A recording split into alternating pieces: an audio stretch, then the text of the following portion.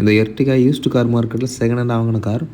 இதில் வந்து factory ஃபிட்டடாகவே CNG, அதாவது மாருதி சுசுக்கியே சிஎன்ஜி ஃபிட் பண்ணி கொடுத்த கார் இது. இது கிட்டத்தட்ட பார்த்திங்க அப்படின்னா 2022 மாடல். இந்த வண்டி வாங்கி 1 மாதத்துக்கு மேலே ஆச்சு. இந்த 1 மாதமாக இந்த வண்டி ஓடிட்டுருக்கு. சிஎன்ஜி பெட்ரோல் மாற்றி மாற்றி தான் போட்டு ஓட்டிகிட்ருக்கோம். இந்த வண்டியில் ஒரு பிரச்சனை, என்ன பிரச்சனை அப்படின்னா சிஎன்ஜி டேங்க் இருக்குல்ல, அதை வந்து 3 வருஷத்துக்கு ஒருக்கா க்ளீன் பண்ணுமா. இது யாருமே என்கிட்ட சொல்லலை. இது யதார்த்தமாக ஒரு பல்க்குக்கு போய் சிஎன்ஜி ஃபில் பண்ணும்போது அந்த பல்கில் உள்ளவங்க வந்து கூப்பிட்டு வச்சு சொன்னாங்க. வண்டி எடுத்து 1 மாதத்தில் அதிகமாக ட்ரைவ் பண்ணிகிட்ருக்கோம். நிறைய பல்கில் சிஎன்ஜி போட்டிருக்கோம். எந்த பல்க்லையும் இந்த மாதிரி சொன்னதே கிடையாது. ஹைவேயில் இருக்கக்கூடிய ஒரு பல்க்லாம் சிஎன்ஜி பார்த்திங்க அப்படின்னா இப்போதைக்கு இந்தியன் ஆயில் பல்கில் தான் இருக்குது. வேறு எந்த பல்க்குமே கிடையாது.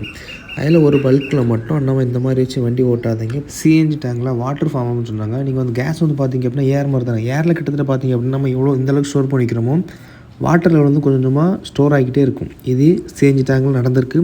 இது எனக்கு சுத்தமாக தெரியாது. என்ன அவர் வந்து கூட்டு வச்சு விளக்கம் கொடுத்தாரு. ஆனால் இந்த மாதிரி பண்ணுங்கள், சிஎன்ஜி டேங்கை மாருதி சுசுகி ஷோரூமில் போய் க்ளீன் பண்ணி வச்சு ஓட்டுங்க அப்படின்னாப்புல. அவர் சொன்ன வரைக்கும் ரொம்ப ரொம்ப நல்ல விஷயம். ஏன் மற்ற பல்க்லையெல்லாம் இதை பற்றி கண்டுக்கிட்டே மாட்டேங்க, யாருமே சொல்ல அந்த ஒரு பல்க்கு தவிர.